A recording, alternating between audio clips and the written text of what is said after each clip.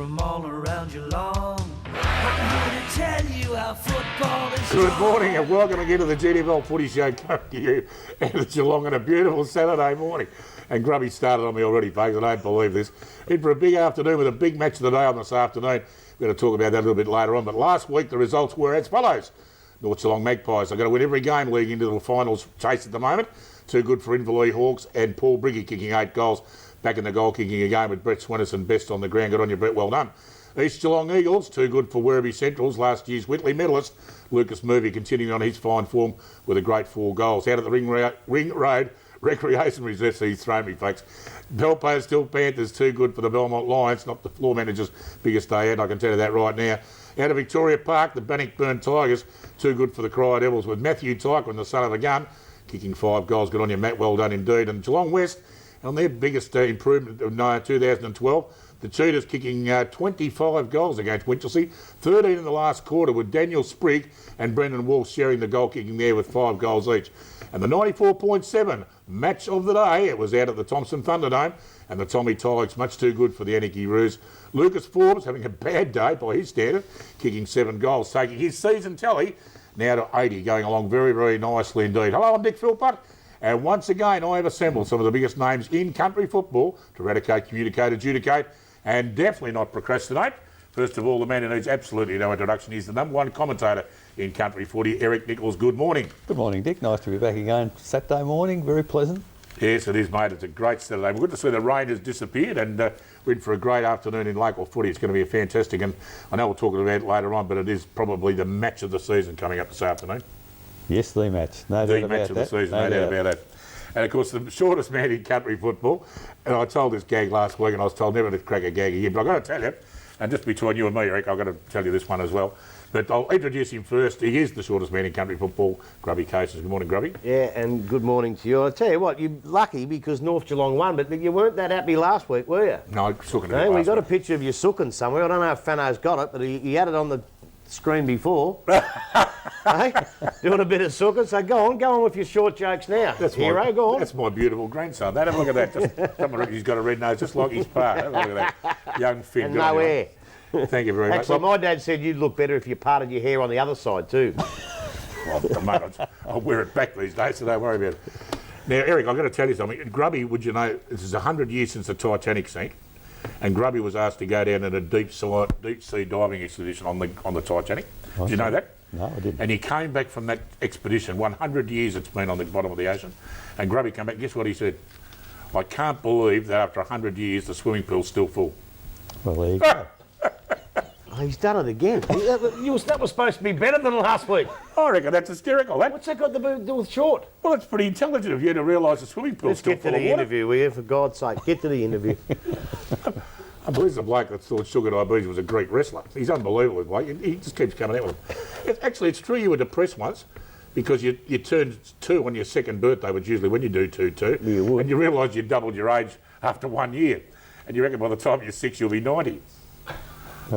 What's that got to do with being short? But you've run out of short gags, have you? Well, guess what? I've got a lot of fat ball jokes in my book here that'll come out shortly. Well, we'll have to find someone you can have a crack at them with. I'm looking at him. Yes, a big game last week out of the Thomson Tigers, and it was Eric Nicholls talking to Christian Hyland. Here's Eric. At Godfrey Street after a 10-goal win by the Thomson Football Club over Anakie, Christian Hyland, welcome. Thanks, Eric. Good to be here. As coach of the Thomson Footy Club, you'd be pretty pleased, undefeated after 13 rounds. What's the rest of the season look for? Look, we've still got to keep improving. We've got a tough run home. Belpo's Hill next week, and we've got Winch, so we should get over the line there. But East, Bannockburn and Inverleigh to follow, so it's going to be a good tough hit out for us coming into the finals, and we've still got plenty to work on. The game today, touted as a danger game. Anakie desperate for a win to get into the finals. You've, for probably 3.5 quarters, outstanding. They came at you in the second quarter. Yeah, look, the second quarter I was really disappointed, and fair to say I gave them a little bit of a bake at half time. We just went away from we went away from the things that we're supposed to do and the things we know we need to do, and when we don't do those things, teams are going to score against us. There was a number of examples in that second quarter, so we addressed those, and they came out in the third quarter, and Russell Grigg led from the front in the ruck, and they were really good in the third quarter. I thought he was a key player in the centre, Greg, as you said, but the intensity in the third quarter was obviously more than in the first half. Yeah, and that's been the problem, the whole year. We've been playing in patches, and the bad patches have been too prevalent, and it's cost us, goals and quick goals. So when they go away from that intensity, the team plan, all those sort of things, we get scored on. And when they have the intensity up and they're focused and they're working on what they need, know that he's going to win games of footy, well, we do well. And to have a key forward like Luke Forbes, they reckon the day of the key forward's gone, but he's a great asset to your side. Oh, yeah, and look, there's plenty of weeks you look at him and you think he might have kicked 2 or 3, but there's always 7 or 8 on the board. He's a class footballer. There's no doubt about that. You can't kick 13 goals in a game in the GFL, come back here and not be any good. So, he's class. But he works his butt off. He'd be one of the hardest trainers, and, the boys love him. He's a great character and he's good fun, and, it's great to have him back. Top of the table game next week, what do we look for? Oh, well, we've still got significant improvement that we need to make. I'm really looking forward to it. I'm really keen to get out there and see how we go against the best. And welcome back. And of course, Eric will be back again next Saturday morning with another great interview from the match of the day, which will be an absolute beauty this afternoon. We're going to take a look at the ladder now, and as we can see now, the Thomson Tigers still sitting on top of the tree at the moment. Haven't lost a game, but they drew one. Nearly got knocked off by Inverleigh a few weeks ago too, followed by Belpost Hill. Those two sides definitely stand out at the moment, there's no doubt about that. East, Geelong, Bannockburn and Anakie make up the final 5. Werribee Centrals, the Ducks from the Duck Pond just knocking on the door there with the North Geelong Magpies. Followed by Inverleigh, no chance now, their season is all but over.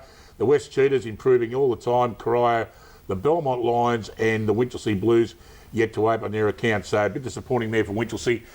Came very close against Corio just a couple of weeks ago and couldn't get their first win of the season. So at the moment it's looking pretty tight, and as I did allude to before the last break, that the Tommy Tigers and Belpost Hill will be fighting it out this afternoon at the Belpost Ring Road Recreation Reserve. It'll be a magnificent day of football indeed. We're going to take a short break now. We're going to pay a few bills. Come back, we've got the Mitch Cleary Junior Colt segment and 2 very, very special guests from the North Geelong Magpies. Back after this. We are the Raiders from all around Geelong. I'm here to tell you how football is strong. And welcome back. And of course, every Saturday morning at this time, we have everything that is junior footy in Geelong. Here's the Colt segment with Mitch Cleary. Thanks, Dick. Well, after a week off in Division 1, we return this morning with a look at the match between St Joseph's and Newtown Chewell at Drew Reserve. Much has been said about the rivalry in their senior ranks, but don't discount the rivalry between these two junior sides with not much love lost between them. The match at Drew Reserve is a precursor to the senior match this afternoon. 4th place St Joey's were knocked off by Newtown Chewell earlier in the season, so expect them to be ready and fired up to come back at this one with favourites to win. Although Newtown Chewell would love a scalp of this size as they push to make the finals. Other matches in Division 1, St Mary's host Colac, Torquay travels to Lara, South Barwon host Grovedale, and Ocean Grove take on Drysdale in an all BFL grudge match. In Division 2, Bannockburn travels to take on Barwon Heads this morning in a clash between the two bottom sides. No sides like to finish bottom of the table, and especially Bannockburn, who came out at the start of the season saying they were wanting to play Division 1, so a wooden spoon in Division 2 would not be the best for them this season. Other matches in Division 2 see Werribee Centrals play Amos after not playing them long ago, Bell Park take on John West St Peters, and St Albans play Leopold in another curtain raiser to their seniors this afternoon. Moving on to Division 3, and the 2nd and 4th placed Belmont Lions versus North Geelong match is for the Chicken and Cogs Cup. Don't ask me why, but our floor manager Brian Coughlin has informed me that's the name of the clash this morning. Although it's a good name for the cup, the clash, it's also a very important match between the 2nd and 4th place sides with finals spots up for grabs, as with 5 games remaining. Belmont Lions were knocked off by the mighty St Mary's 2s last week and will be hoping to get back on the horse against North Geelong this morning. Other games in Division 3, South Barwon 2 host Mottawarri Anglesea play St Mary's 2, North Shore play Drysdale 2, and Queenscliff host Inverleigh. In Division 4, the top of the table clash is between East Geelong and Port Arlington. The Eagles travelling down the highway, hoping to keep their top spot. Other games see St Joseph's 2 play Corio, Torquay 2 play Ocean Grove 2, and Grovedale 2 host GDFL side Anakie. That's all from me. Back to you, Dick. And Mitch will be back again next Saturday morning. Good on you, Mitch. Look forward to seeing that again and see what's happening in Colts footy. As I said before the break, we've got two very, very special guests on the show this morning with big celebrations out at the North Geelong Magpies on this afternoon. And it's the seniors celebrating their 1952 flag, the under-18s and the under-15s. 1972 under-12s, champions then, coached by the great Ronnie Willis. 1992 seniors flag, and the 2002 seniors and reserves flag, and a couple of blokes that had a lot to do with those particular years, including myself. I was involved in 1992. But the special guest I've got on the show this morning is life member and president of the 1958 North Geelong Premiership side, Reg Dean. Good morning, Reg. Good morning, Dick. How are you? I'm good, mate. Good to have you back. Good to have you, mate. And but long time since 1958, same year as the Mighty Magpies won too in Melbourne. Oh, yeah, well, we're still here. That's the main thing. Good to be above the ground, mate, these days. It's fantastic indeed. And, of course, the other fellow that is our special guest this morning was the Premiership President in 2002. And, of course, the life member of the club as well, former President and a century goal kicker as well, Peter Chicken Waugh. Good morning, Chicken. G'day, Dick. How you going? Good to have you on the show, mate. Good to be here. Best on a Saturday morning. Normally about this time you're out strapping ankles up, mate. Yeah, I usually do for the kids, yeah, in the under-18 because my son's in there, so yeah, I'll run around and have a go with that. Fantastic. Now, I'll start with you, Reggie. What's some of the great memories you've got back in the 1950s? I know at 58 was towards the end of a very particularly big era with the club, wasn't it? I went to the club in 52. Yep. And that's the beginning of the 4 years that I played with North Geelong. I suppose some of the memories was playing against St Mary's, very hard side. The draw had come out, and I would certainly look to see when we're playing St Mary's. And in 1954, when North were champions that year, St Mary's only lost 3 games, and that was against North Geelong and two home away games and the grand final. Unbelievable. So, you know, it was a good era. They tell me with your playing career, you was cut short with an injury. Was that you? No, or one of your brothers? No, I cut my career short because I had more favours to do officialdoms of a club. Okay. Rather than on the field, I'd rather work off the ground. Yep. Yeah. And you're president for 3 years? 3 years, yeah. 3 years. And the coach of the Premiership under 15s in 55, coach of the under-18s, say 56. Yep. And then president, and then for 3 years. She was a great era for the club back then, and obviously Chicken's dad, Wonder War, played in those years as well. Yeah. Well, I can tell you a quick story on football. It was 1955, we played Newtown in the grand final. Yep. 10 minutes to go, they hit the front by 2 goals. And one of the Newtown players ran up and rubbed me on the head and said, "Come up to Newtown tonight, Deanie, it's going to be a great night." In 10 minutes, Yep. Ian Quick kicked 2 goals, Wonder War kicked a goal, and I kicked the 4th goal, and we won by 2 goals. Oh, gee, now that's the sort of stories I like to hear. Yeah, well, that actually happened. Especially with a fantastic reunion coming up this afternoon. That's just great indeed. Now, Chicken, your times at North Geelong, I remember when I first met you, back in the 80s you had hair. I had a fair bit of hair, yeah, we both did, Dick, actually. We both did, and in 88, of course, I remember you played in the championship side, and of course you kicked over 100 goals that year, which was a great effort. Yes, it was very good. It was easy to do though, Dick, when you had all those players we did up the field kicking the ball down to us all day long. We certainly had some good sides then, but of course the great passion for you, of course, was as well, apart from that, you took over as president, and in 2002 won that flag against Corio out at the St Albans ground, and I can always remember that it was only me and my dry cleaner knew exactly how I felt in that last quarter. It was, you couldn't have got any closer, could it? She was very exciting for us, yeah. I was down the end where Corio were kicking to in that last quarter when they were kicking with the wind, Dick, and they had plenty of opportunities to take the game away from us, but lucky enough the siren went and we were only 1 point in front, and that's all you have to be in one of those things. That's all you got to do, and your son Mitch is going along pretty well. He plays under 18, played in a couple of flags there as well now, so the tradition continues. Yeah, hopefully he'll keep going along, Dick. Yeah, he is going along all right at the moment. He's playing at full back at the moment. So, I must admit, I've had some great years at North, and particularly particular reunion part this afternoon is the 92 flag, and I know it was a part of a back-to-back, and we had to beat Corio, and it was a pretty hectic game out at the West Oval that day. I can remember it was a huge crowd, about 8,000 people out there. One of the biggest crowds in local footy grand finals. It was a great day indeed. Well, Reggie, thanks very much for coming in. Yeah, it's been a great pleasure. I know you're going to have a great afternoon out there this afternoon. A couple of your old mates out there, and no doubt Wonder will be out there, and he'll be saying a few words. But a couple of our good mates missing over the years, of course. No Keith Barclay and Brian Mowat. They've all now since gone to God. We certainly miss them a lot. Just but live with the memories. we sure do, mate. There'll be a lot of that this afternoon. Chicken, you enjoy this afternoon, mate. I'll try to, Dick. Yeah, don't worry about it. Our sort of colleagues will be a little bit younger than what Reggie's colleagues will be, and mine will be a bit younger. Well, no, a bit older than yours, but that'll be still funny. How many's left? I know, mate, but it's good and it'll be fantastic. So, anybody that has know about the afternoon this afternoon, get out to North Geelong for a great reunion and great just get together with the past players. And good luck to Jason Abib, who's doing a great job as the current president of the North Geelong Magpies. We're going to take a break, and when we come back, we'll talk about all the action on this afternoon, including the 94.7 match of the day, the Tommy Tigers and the Bell Post Hill Panthers. Back after this. We are the Raiders from all around Geelong. I'm here to tell you how football is strong.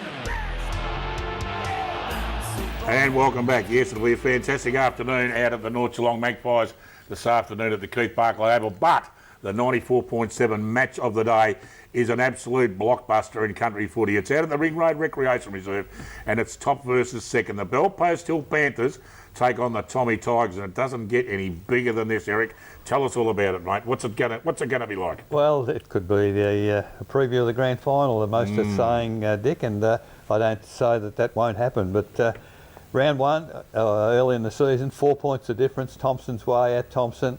I don't know that's going to happen this afternoon because the Bell Post Hill side have played very, very consistent football since that game. Thomson, they've been up and down a little, but they've been able to maintain their winning streak. And Grubby, when you've got a full forward like they've got out of Thomson there, Forbesy is having a very good season, 80 goals so far. I would imagine might get to 100. Will he get goals today?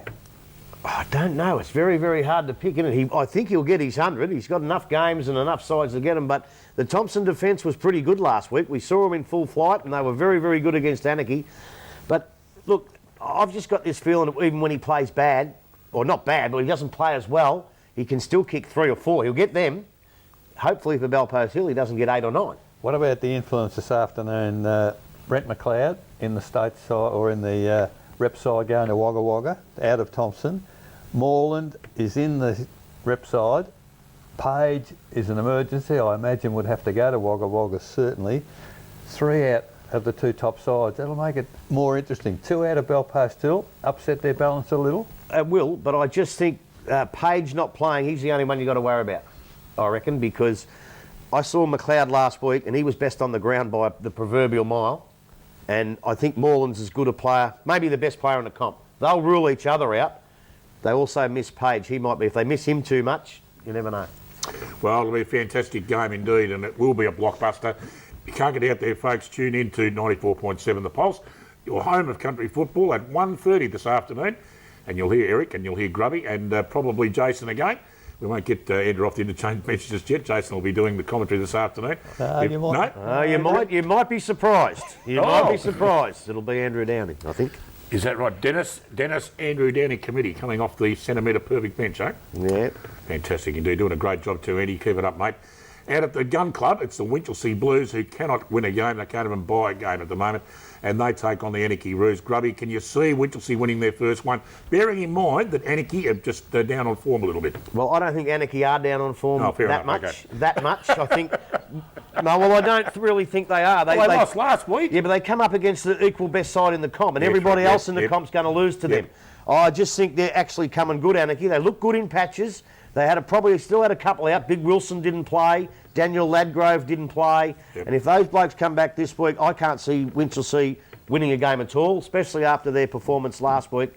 They can't beat anybody, I don't think, this year now. What have they got to do, Winchelsea, to start? I mean, I know they've got to get some decent players. Where are they going to get them from? Well, hopefully, people might want to go out there now with their facilities. They've always been just, well, we don't want to go out to Winchelsea, but with magnificent facilities, magnificent training lights, and maybe a couple of night games, hopefully that can lure some, maybe even some from down there in the Western District across. Well, we hope that they can get their game going again, but yeah, probably Anakie could be coming in as favourites for this game indeed.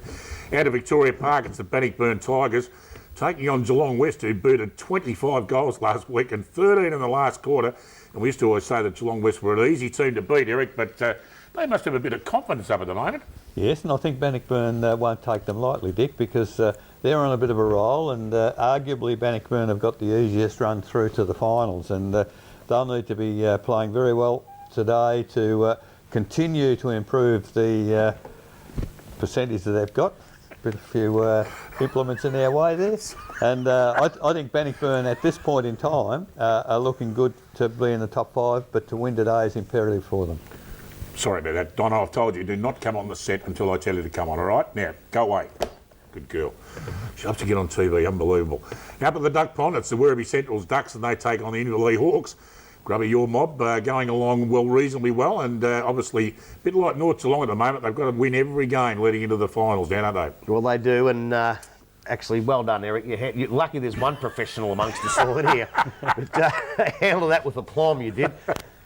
This is the make or break game. Werribee Centrals cannot afford to drop a game against Inverleigh this week. If they do that, it's good night, Irene, for sure. Curtains for sure. They've still got a hard one against Anakie. They may have to win that too. But if they lose this week, then they cannot make the finals, I wouldn't have thought. Ducks well and truly plucked. But they are playing okay last week. I think you'll see a bit of vision on your screen here. They didn't play too bad. East Geelong are a pretty good side and very hard to beat at home. I just think Werribee, they just have to beat Inverleigh, and I think they can.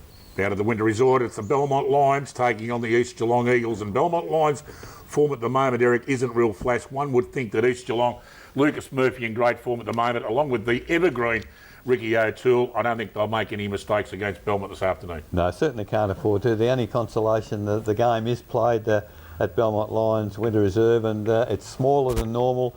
May be that'll be a bonus for East Geelong, because the time to get it from centre to full forward is a lot shorter, and I could see perhaps Murphy getting a host of goals today and perhaps trying to get a bit closer to Forbes on the ladder. But East Geelong, in the same situation as a couple of others, desperately need to continue winning to be sure of playing in the finals. I think East comfortably. And of course they play for the Mark Lomas Shield, of course, Eric. It's a pretty famous shield, like goes around at the moment around different clubs. Yes, absolutely, and it has been around for quite a while, quite prestigious, and East, I think, have probably had the best of it in recent years, and Belmont certainly would love to win it. Yeah, very good indeed. Of course, Mark Lomas, a very well-known and popular identity around both of those clubs, and his lovely wife Sharon. Has Belmont ever had it? Yeah, they won it a couple of times. Once. Take it easy. Jeez, that is Belmont this morning. Out of the Keith Barclay Oval, it is their big reunion on this afternoon. The North Geelong Magpies, and they take on Coria. Grubby, I know you don't like North Geelong very much, or you just don't like me. I'm not sure what it is, but can the Magpies win this game? And you hope they won't. Well, look, it's probably a bit of both, Dick, but North Geelong are probably in the same situation as Werribee. If they drop a game against one of these sides that they're supposed to beat, then they're absolutely gone as well. And in front of the players' reunion today, I'm going to go for Coria to knock them off. I see. I knew that. I knew that was coming. You really... No, don't say it again. You just don't like North Geelong Footy Club. That's okay. We're going to play that game, I'll tell you, folks. It's a big one this afternoon for the Magpies. Don't you worry about that out at the Keith Barclay Oval. Now, don't forget this afternoon, it is the 94.7 match of the day. It's the Bell Post Hill Panthers taking on the Tommy Tigers out at the Ring Road Recreation Reserve. There it is on your screen. It is an absolute beauty. We don't have blockbusters in country footy very often, but first versus second, this will sort the men from the boys out. Don't you worry about that. Well, I hope you enjoyed yourself this morning, Eric. Have a great afternoon at the match of the day. Thanks very much, Dick. Look forward to it. And sorry about Donna coming in and coming on your screen space there, mate. I'll have a word to her in a minute. You okay with it, though? Oh, yes, all's well. And the smallest man in country football. Now, the tables out at Bell Post Hill are fairly big, or high up, so we're going to get you a couple of biscuit tins to stand on. So you happy with that? I'm happy with that. The worst thing I'm happy is I've got to run into that idiot Lewis out there. That's the worst part of it. Oh, don't say that. Well, that's it for another show this morning, folks. Donna and I, we're back on TV again. We'll be back again next Saturday morning. You have a great afternoon in footy, folks. Hope your team wins. See you all again next Saturday morning. Bye for now. We are the Raiders from all around Geelong. I'm here to tell you our football is strong.